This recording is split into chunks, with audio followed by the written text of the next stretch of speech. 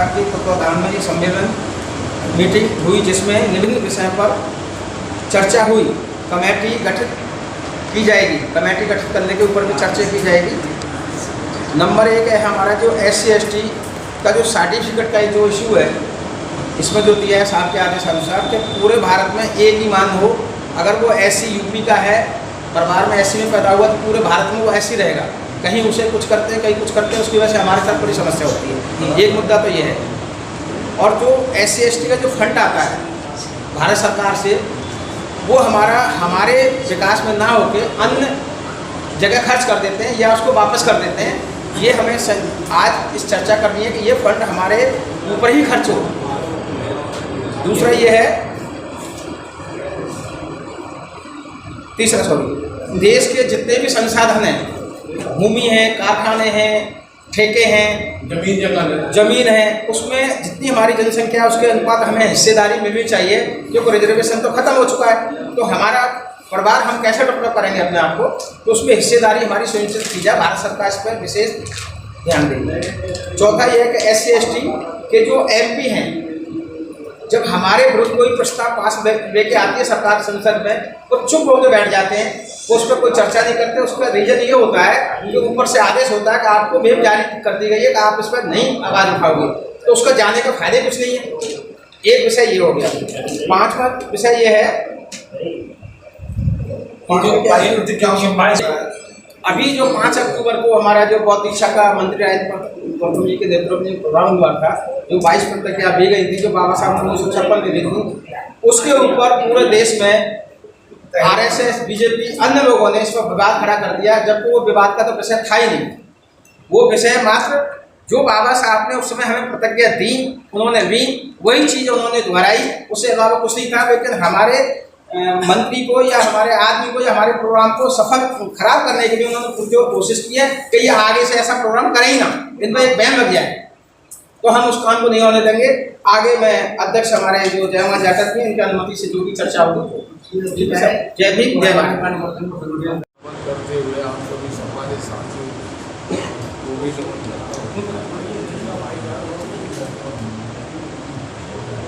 आप सब लोग एक फोन के ऊपर बुलाए का सब लोग यहाँ इकट्ठे हुए, मैं सभी का स्वागत करता हूँ। साथ ही ये है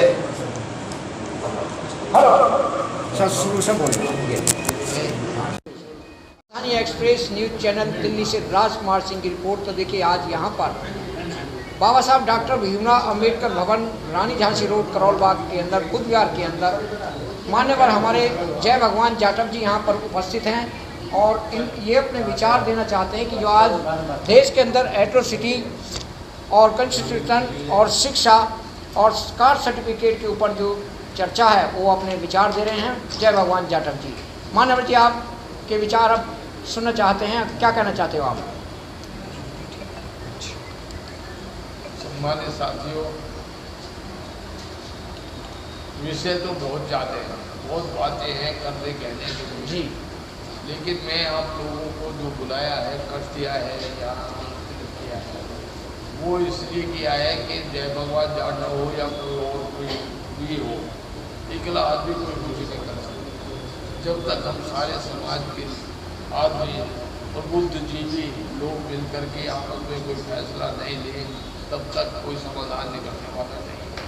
तो आप लोग आए हैं आज विचार करने के लिए कि भाई ये जो चल रहा माहौल इस समय, ये माहौल बहुत ही खतरनाक है और आगे के आने वाले दिन इससे भी ज़्यादा भयानक दिखाई दे रहे हैं, क्योंकि जो सरकार चल रही है उसकी किसी तरह भी नीयत ठीक दिखाई नहीं देती। अभी जो पुराने रिजल्ट आ रहे हैं, जो योजनाएं जो हमारे लोगों के लिए स्पीड कुछ पकड़ी थी, वो बिल्कुल धीमी हो गई है। धीमी क्या होगी, बंद ही हो गई है। तो उन सब बातों पे हम लोगों को चर्चा करनी चाहिए और ऐसी चर्चाएं हम ही नहीं कर रहे, पूरा देश कर रहा है। जगह जगह पर पूरे देश में आंदोलन भी हो रहे हैं, मीटिंगें हो रही हैं, गोष्ठियाँ हो रही हैं। चारों तरफ से जो जिससे हो रहा है वो कर रहा है, वो कर रहा है, लेकिन रिजल्ट नहीं है, क्योंकि सरकार के ऊपर इसका कोई दबाव नहीं पड़ रहा। सरकार को यदि दबाव में लाना है तो कुछ ऐसा करना पड़ेगा कि जितने संगठन हैं, जितने हमारे लोग हैं, बुद्धिजीवी वर्ग है, डॉक्टर है, इंजीनियर है, वो सब लोग बुद्धिजीवी पूरे देश में भरे पड़े, क्योंकि आए दिन नहीं बल्कि रोज़ ही पूरे देश में हम लोग कुछ न कुछ करते रहते हैं, लेकिन असर सरकार पर नहीं है। जागृति हमारे स्कूल में जरूर आई है, सोशल मीडिया से काफ़ी जागरूक है, लेकिन हम सरकार पे कोई दबाव नहीं बना। तो इसीलिए आप लोगों को बुलाया है कि इसके लिए आप अपने विचार बताएं क्या किया जाए, कैसे दबाव बनाया जाए, सरकार को कैसे झुकाया जाए। सरकार को हमारे पास एक ही होता है आइडिया, वो होता है हमारे वोट की ताकत। अब वो वोट की ताकत भी हमसे छिन गई है। आपको जैसा सभी पता है, EVM से लेकर के बहुत से जगह हैं घोटाले, वो सारे घोटाले होते हैं, और उन घोटालों में सबसे बड़ा घोटाला जो वोटिंग में चल रहा है वो भी हमें डिस्कस करना चाहिए, भाई क्या किया जाए, क्योंकि जो घोटाले हैं, जो वोटिंग का मामला है, वो उन्होंने मैनेज कर लिया है। चुनाव आप वोट किसी को देते जाओ, उससे कोई फर्क नहीं पड़ रहा है, वो मैनेज कर लिया उन्होंने, कैसे करना है वो मैनेज का सवाल हो गया है। तो अब चुनाव का महत्व नहीं रह गया। तो बाबा साहब ने जो लड़ कर के कितने झगड़ों के बाद, कितनी मुसीबत के बाद में वोट का राइट दिलवाया था कि पहले से आदमी चुना जाएगा जो आपके हक का होगा, जिसको आप चाहेंगे उसको आप वोट देंगे, वो जमाना लग गया। अब इसको कैसे वापस लाया जाए, मेरा तो ये मानना है कि यहाँ 1 लाख आदमी के भी यदि गोलियों में मारे जाए तो भी ये सरकार ये अपना जो मैनेज करने वाला सिस्टम है वो नहीं करेगी और मनमर्जी से अपनी सरकार बनाएगी। ये आपने पीछे भी देखा है, लोकसभा में भी देखा है, यूपी के विधानसभा में भी देखा है। हम सब लोग पढ़े लिखे लोग हैं, इन सब बातों को समझते हैं। तो इन सब समस्याओं का समाधान के लिए क्या किया जाए, इसलिए आपको बुलाया है। आपसे ये जानना है, आपको राय चाहिए कि रास्ता क्या बनाना चाहिए। तो मैं अपनी राय बता दूं, यदि उस पर चर्चा संभव हो तो उस पर भी कर दी जाए, नहीं तो आप अपनी राय जो देंगे उस राय के ऊपर चर्चा होगी और उसी का अनुसार आगे होगी। हमने ये बनाया है कि आंदोलन सब लोग कर रहे हैं, लेकिन वो आंदोलन कोई बंगलोर हो रहा है, तो कोई तिरुवनंतपुरम में हो रहा है, तो दिल्ली में हो रहा है, तो कहीं वो सब जगह देश के हर कोने में हो रहा है, लेकिन कोने कोने में आंदोलन का कोई असर सरकार पे नहीं है। तो लोग कहते हैं संगठित नहीं है, संगठित नहीं है। हमने कहा भाई संगठित कैसे हो, संगठित सब है समाज। 2 अप्रैल को हमारे लोगों ने दिखा दिया था हमारा संगठन है, लेकिन अब जो चल रहा है उस पर हम अपनी ताकत कैसे दिखाएं, कैसे बताएं कि हम संगठित हैं और सरकार को दबाव में लाएं, क्योंकि हमारी आबादी जो SC ST की मिला ले तो कम से कम 25% है जो ये हम लोग। और सबसे बड़ी बात ये है, मैं आपको बता दूं कि जितना संगठित देश में दलित है उतना संगठित देश में ब्राह्मण भी नहीं है। वो चालाक है, दिमागी उसमें खुराफाती है, वो सब अपनी खुराफात से दूसरों को भड़का करके इस देश को खराब किए हुए, लेकिन उसको हमने कभी आज तक धमकाया नहीं। 3-4% का जिनकी आबादी है वो 90%, 80-90% जगह पे वही बैठे हैं, चाहे जुडिशरी हो, चाहे वो अफसरशाही हो, चाहे कहीं भी हो। तो आपने सारा देखा, वो हम लोगों को आपस में लड़ा के भिड़ा करके वो सब लोग बंदर बात करते हैं। हमारा ये कहना है, क्या ये संभव है कि हम एक ऐसा मंच बनाएं जो जैसे हमने कहा कि भीम संसद बनाई जाए, वो पार्लियामेंट हाउस में तो हमारी कोई आवाज़ उठाता नहीं, हमारी कोई चर्चा करता ही नहीं। तो क्या ये संभव है कि हम लोग यदि वहाँ हमारी आवाज़ नहीं उठाई जा रही तो क्या हम लोग अपनी जगह इकट्ठे होकर के हम लोग कोई अपनी संसद बना सकते हैं और अपनी संसद बना करके उसमें प्रस्ताव और ये चर्चाएं जो हमारी पार्लियामेंट हाउस में होनी चाहिए वहाँ नहीं होती, तो हम अपने संसद में चर्चा करके क्या सरकार को प्रस्ताव पास करके भेज के हम उस पर दबाव बना सकते हैं कि ये करिए। क्योंकि जो हमारे लिए इनके आदेश हैं वो सब पूरे डालना पड़े। मैंने अभी एक आदेश की कॉपी लेके आया हूँ 2005 को, इससे पहले भी कई बार ये ऐसे आदेश आए हैं, पर 2005 में इन्होंने अभी जो करंट का आदेश है 2005 का है। एक NDC की मीटिंग हुई, उसको बोलते हैं नेशनल डेवलपमेंट काउंसिल, और वो इस देश की सर्वोच्च संस्था है, उसके सारे मुख्यमंत्री मेंबर होते हैं और फिर दिल्ली जो देश की सरकार है, केंद्र सरकार के सदस्य होते हैं। उसमें उन्होंने प्रस्ताव पास किया, विज्ञान भवन में मीटिंग होती है उसकी, उसमें प्रस्ताव पास किया, प्रधानमंत्री उसके अध्यक्ष होते हैं, प्रधानमंत्री ने प्रस्ताव पेश किया, पास कराया कि हम दलित समाज के लोगों को 10 साल के अंदर सामान्य लोगों के बराबर ले आए। उसके लिए नियम शर्तें भी थे। तो जो ये इन्होंने पास किया, मैं इसको सबसे आगे रख करके इसी को मुद्दा बढ़ा के चलना चाहता हूँ, क्योंकि इसी में सारे राज छुपे हैं। हम गला इसी ऑर्डर का पकड़ के, ये ऑर्डर है मेरे पास यहाँ कि आपने 10 साल की बात कही है, अब कर क्या रहे हैं? क्योंकि हमने पकड़ा नहीं कभी गवर्नमेंट को कि तुमने ही वादा किया, तुमने ये रिटर्न है, ये कोई हमारे ऑर्डर नहीं है, भारत सरकार के ऑर्डर है और भारत सरकार ने एक नोटिस जारी किया है। तो हम इस मुद्दे को लेकर के, और पार्लियामेंट में तो कोई उठाने को तैयार नहीं, भाई आपने ये ऑर्डर पास किया तो किया क्या आपने, हम लोगों के लिए किया क्या? तो हम लोग उनको पकड़ नहीं पा रहे। MP लोग की किसी की हिम्मत नहीं, पार्टी जो बीजेपी के सांसद है वो तो उठा सकते ही नहीं, लेकिन जो अपोजिशन में है वो भी लोग उठाते नहीं, उनको भी मालूम भी नहीं।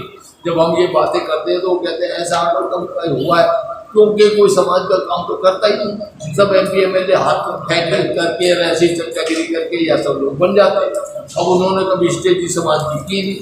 तो ये मेरा कहना है कि इस ऑर्डर को हम आगे रख करके सारी स्कीमों पे सारी चर्चा इसी को लेके करें, क्योंकि हम घेर सकते हैं तो इस पर घेर सकते हैं कि ये आदेश हमारे नहीं है, ये आदेश आपका है। आपने कहा 10 साल में लाएंगे, आपने किया। आप बताइए, हमारी क्या जमीन बांटी, क्या लोन बैंकों से मिला, क्या दूसरे हमारे जो फंड मिलता है उसके ऊपर आपने क्या किया? इसमें फंड का आदेश है, इसमें आदेश है कि हमारी आबादी के अनुपात में हमें बजट का प्रोपोर्शनेट मिलेगा, मतलब जितनी हमारी आबादी है उतना पैसा बजट से अलग रखा जाए। और वो एक 7, 8, 9 हेड दिया है, उसमें पैसा आपका रखा जाएगा। तो आज तक कभी कोई पैसा रखा गया? उस हिसाब से रखा जाए तो हमारा 1 लाख करोड़ रुपए से भी ज़्यादा बनता है, लाखों करोड़ बनता है। लेकिन हमारे लिए यदि आपको इस गवर्नमेंट का देखा जाए तो 9-10 हज़ार करोड़ रुपए से ज़्यादा रखा है और वो भी देते नहीं। मैं आपको बता दूं, शायद आप लोग स्टडी नहीं करते हो या आपकी नॉलेज में नहीं कर। आइए सब लोग स्वागत है। तो मैं आपको ये बताना चाह रहा था कि जो पैसा हम लोगों को दिया जाना चाहिए, 8-9 हज़ार करोड़ दे रहे हैं भाई, हमारा जब तुम्हारे ऑर्डर हैं कि प्रोपोर्शनेट देंगे, ये अभी पढ़ करके इंग्लिश में है, ये आपको पढ़ाना सुना देंगे। जब ये वायदा आपका है कि हम आबादी के अनुपात में तुम्हारा पैसा अलग रखेंगे, तो इसमें आप ही बेईमानी करें, आप ही चोरी करो हमारे साथ, तो फिर बात कैसे बढ़ेगी? अब जैसे हमने लगाया, अभी हमने काफ़ी दफ्तरों को घेर रखा है, जैसे DDO घेर रखा है। आपने देखा होगा बसंतपुर में 1,71,00,000 का फ्लैट है। हमने कहा भाई हम 50 लाख का हम बना करके देते हैं, आप ये 1,71,00,000 पैसे ले रहे हैं। तो उस पर झगड़ा चल रहा है, नेशनल कमीशन में लाए। मैं कहा आप हमसे प्रॉफिट ले, ये कैसे संभव है? एक तरफ तुम कह रहे हैं हम 10 साल में बराबर ले आएंगे, वो ऑर्डर हमने वहाँ लगा रखा है। हमने कहा एक तरफ तुमने कहा कि भाई हम लोग तुम्हें 10 साल बराबर और प्रॉफिट भी आप हमसे ही कमा रहे, क्या तो कैसे आएंगे? आप हमसे लागत मूल्य लीजिए। तो हर चीज़ के लिए हम ये चाहते हैं कि हमसे लागत मूल्य लिया जाए। किसी भी चीज़ की बात हो, 20 साल तक हम लोग चाहते हैं कि भाई हमसे लागत मूल्य लिया जाए। प्रॉफिट सरकार दे, उठाने की बात भी सरकार करे, प्रॉफिट भी हमसे सरकार दे, दोनों बात तो नहीं चलनी चाहिए ना। तो मतलब समस्याएं एक नहीं, ऐसी अनेक समस्याएं हैं। तो मैं आप लोगों से इसलिए यहाँ ये चर्चा करने के जो भीम संसद है, हम लोग पूरे देश से आदमी जो हमारे मौजूद बुद्धिजीवी वर्ग है, चाहे डॉक्टर हो, इंजीनियर हो या संस्थाएं हो या वकील हो, लेखक हो, पत्रकार हो, सबको उनको मिला करके हम लोग को एक ऐसा सदन बनाना चाहिए कि हम लोग भारत सरकार को ये कह सके ये सदन हमारा है, आप हमारी बात वहाँ पर करते नहीं, हम लोग अपनी चर्चा इस पर करेंगे और हम आपको प्रस्ताव भेजेंगे, वो आपको करना है। वो क्या है, ऐसी कमरों में बैठ करके ऐसी स्कीम बनाते हैं जो साली इम्प्लीमेंट नहीं होती। वो अफसरों को पता ही नहीं हमारी समझ का क्या, दर्द हमारा कहीं है, दवाई कुछ दिए जा रहे हैं। तो ये है सबसे बड़ी समस्या। तो हम लोगों को सबको यदि इन समस्याओं का पता हो तो सरकार पर दबाव बने। तो हम ये चाहते हैं कि वो सारी समस्याओं को हम किसी एक ऐसे प्लेटफॉर्म पर उठाएं, जैसे कि हमने भीम संसद का नाम दिया है। हमारे जो भी मेंबर उसमें बुद्धिजीवी बनेंगे वो संसद कहलाएंगे, सांसद कहलाएंगे और भीम सदन के सांसद। तो इस तरह से हम लोग इसमें दबाव बनाने की कोशिश है। एक इसमें सबसे बड़ी बात ये होगी कि लोग बड़े बड़े अपने आप को बहुत तीर मार का भी बोलते हैं, बहुत अपने आप को बहुत अहम लिए बैठे हैं, अहम पाले हैं कि हमसे बड़ा कोई नहीं, हम सबसे ज़्यादा बड़ी संस्था है, हम सबसे ज़्यादा काम करें। तो इसमें कोई भी आदमी बड़ा नहीं होगा, कोई छोटा नहीं होगा, सब इक्वल होंगे। किसी को स्टेज नहीं लगेगी, किसी का कोई भाषण नहीं होगा, चर्चा होगी सदन में। जैसे चर्चा होती है चर्चा होगी, सब्जेक्ट दिया जाएगा। जैसे भाई जी ने अभी हमारे पढ़कर सुनाए, ये तो 4-5 पॉइंट पर ऐसे 100 पॉइंट है, ऐसे 100 पॉइंट बनते हैं जिसमें हमारा सोशो इकोनॉमिक एजुकेशनल डेवलपमेंट हो सकता है। तो जो भी हम लोग पार्लियामेंट हाउस पर सवाल नहीं उठा सकते, अपनी सदन में तो उठा सकते हैं। अपनी संसद में जब उठाएंगे तो उसको सरकार को कहेंगे आप हमारे कहने को, हमारे समाज की चाहता है आप वो करिए, तो सरकार झुकेगी, जरूर झुकेगी। वो कहावत है कि झुकाने वाले होने चाहिए। यदि झुकाने वाले हैं तो सरकार झुका करती है। यदि हम झुकाने की वो नहीं रखते, भले इसमें कोई थोड़ी दिक्कत आएगी, तोड़ फोड़ होगी, वीर सिंह जी आइए। तो मैं आप लोगों से ये अनुरोध करूँगा कि क्या जो हम लोग आइडिया बनाकर चले हैं कि भीम संसद बनाई जाए, हमारा अलग से संसद हो और जो हमारे उसके मेंबर बनेंगे वो सांसद हों रेगुलर। यदि ये आज से शुरुआत की जाए तो मैं समझता हूँ 2-3 साल के अंदर ये हालत बन सकेगी। आज हम लोगों को बुला रहे हैं सांसद बनने के लिए कि हमारे भीम संसद के सांसद बनिए, और ये समय आ सकता है 2-3 साल बाद के लोग आपके लिए ये कहेंगे हमें भी भाई रखिए, हमें भी इसमें शामिल कराइए। और एक लिमिट से ज़्यादा, बहुत ज़्यादा इसमें वो हो सकती है, लेकिन आप लोगों को मेहनत करनी पड़ेगी और एक प्लेटफॉर्म। क्योंकि अभी ये कहते हैं कहाँ इकट्ठे हो जी, इकट्ठे ही नहीं है, हमें कोई बुलाता ही नहीं है, हम संगठित नहीं। अरे हम संगठित कर रहे हैं, आओ ना, तो आप लोग सब लगोगे तो संगठन करो, तो सबको बुलाइए, तो संगठन बन जाएगा। अब ये कहते हैं कि कौन संगठित करे, अरे संगठित हम करें, आप लोग करेंगे, तो आप लोग सब मिलकर के इसको संगठित करिए समाज को। मैं समझता हूँ इसका अच्छा असर। मैं यही सलाह लेने के लिए आप लोगों को सबको आमंत्रित किया है। आप अपने विचार दें, क्या रास्ता, समाज कैसे संगठित। अब जो एट्रोसिटीज हो रही हैं, अब ये एट्रोसिटीज बच्ची को मार दिया, लखीमपुर खेल में मार दिया, पहले हमने उनके रेप किया बच्चों ने 5-6 ने, फिर आपने सारा सुना ही है कि रेप करने के बाद उनका मर्डर किया। यहाँ तक भी माना थोड़ी बात है, लेकिन पेड़ पर लटका दिया, इससे हमें चैलेंज है। ये चैलेंज है, पेड़ पर लटकाने का मतलब क्या है? पेड़ पर लटकाने का, मार के लटकाने का मतलब है हमें बता रहे कर दिया हमने जो करना, आपने जो करना कर लो। ये तो सीधी चैलेंज वाली बात है। बाकी ये जुल्म जाति तो बहुत ज़्यादा बढ़ गई है, जिसको कैसे रोकना है ये मेरे पास इसके अपना मेरे पास भी कुछ समाधान है, बताए हुए लोगों के, जजों की बातचीत हुई है। ऐसे बहुत सी चीज़ें हैं जिनके ऊपर हम लोग को चर्चा करने हैं हाउस में। मैं आपको पढ़ के 20-30 पॉइंट पढ़ के सुनाऊंगा, वे लोग आपके यहाँ से देंगे और उसके डिटेल बताऊंगा कि क्यों है ये पॉइंट।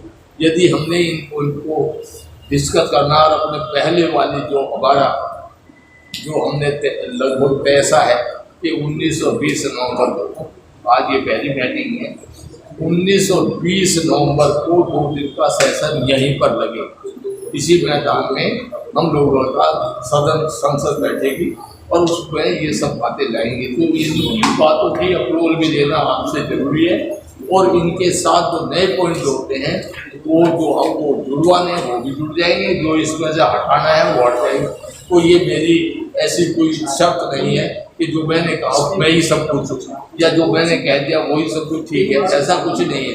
एक एक आदमी हमारा बहुत कीमती है, बहुत मूल्य रखता है। हमें कोई सुविधा नहीं है। हमारा आदमी जितना बुद्धिमान है, शायद हम लोग ये भूल गए हमसे ज़्यादा समाज का और कोई वर्ग बुद्धिमान नहीं है।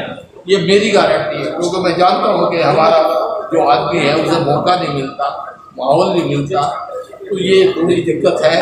तो मैं ये बातों पर चर्चा करने के लिए आप सब लोगों से चाहूँगा कि एक एक आदमी खुल करके, यहाँ कोई डर डपक कुछ नहीं है। ये संसद का जो हमारा दिया हुआ विचार है ये ठीक है, इसको करना चाहिए। तो इसमें आपकी भूमिका क्या होगी, कैसे इसको करेंगे? पूरे देश से इसमें हमारा टारगेट है कि आम जनता तो आनी नहीं कि भाई आप अपना टप्पू भर के अपने क्षेत्र में चले जाओ, ऐसा नहीं है। जो लोग जिनके दिल में दर्द है, जो लोग समाज में इंटरेस्ट रखते हैं, भगे फिर रहे हैं, आप जैसे आपने शरद बुलाया, सब लोग आए, तो ऐसे ही आदमी ढूंढ करके इसमें बाकी लोगों को जोड़ना है, वैसे भीड़ नहीं इकट्ठी करनी। और क्योंकि सरकार पर भी दबाव तभी पड़ेगा जब उसे पता लगे समाज का बुद्धिजीवी इकट्ठा हुआ है। तो यहाँ जब होगा तो उसमें हम ही नहीं, गवर्नमेंट ऑफ इंडिया के भी, दिल्ली सरकार की बाकी सब जितने डिपार्टमेंट है वो सब आएंगे, वो आपको सब जज करेंगे कि आपकी ये क्या है, कैसे है, क्या मतलब है, क्यों कर रहे हैं। तो उनके पास अच्छा हमारा मैसेज जाना चाहिए कि ये लोग अपनी तैयारी कर रहे हैं, पर कल को इससे कठोर फैसले भी हमें और लेने पड़ेंगे, तो हमें उसके लिए भी तैयार रहना चाहिए। क्योंकि हम लोग मुर्गे की तरह पड़े रहे, मुर्गी की तरह जैसे काट लेते हैं मुर्गी को मिनटों में, ऐसा हम लोग नहीं रहना चाहते।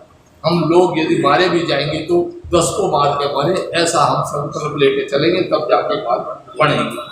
तो साथियों, एक एक करके अपने अपने विचार सब लोग देना शुरू करें, और जो भी विचार इसमें आता है कि कैसे अच्छे से अच्छा प्रोग्राम हो सकता है और कैसे हम इस देश में बुरे वक्त आने वाले को रोक सकते हैं, सरकार को दबाव में ला सकते हैं, और कोई रास्ता इसके अलावा कोई यदि मेरे सब साथियों को अच्छा समझे या इसमें अमेंडमेंट करते हैं, इस प्रोग्राम में करनी हो या जो हम लोग मुद्दे पढ़ेंगे उनमें करनी हो, तो सब लोग स्वतंत्र है। कोई आदमी झिझक न माने या कोई आदमी ये ना कहे कोई मैं तो ये बोलना चाह रहा था, बोल नहीं सकता, खुला बोल सकता है। यहाँ कोई किसी से कोई दोस्ती दुश्मनी की कोई बात नहीं है, यहाँ प्यार की बात है, समाज की बात है।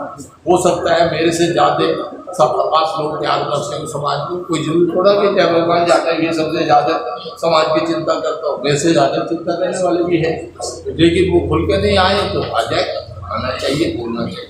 इन्हीं शब्दों के साथ बातें मैंने तो आपको प्रस्तावना एक तरह की दी है, इसमें जो भी चर्चा है सुझाव है वो सब लोग अपने। धन्यवाद।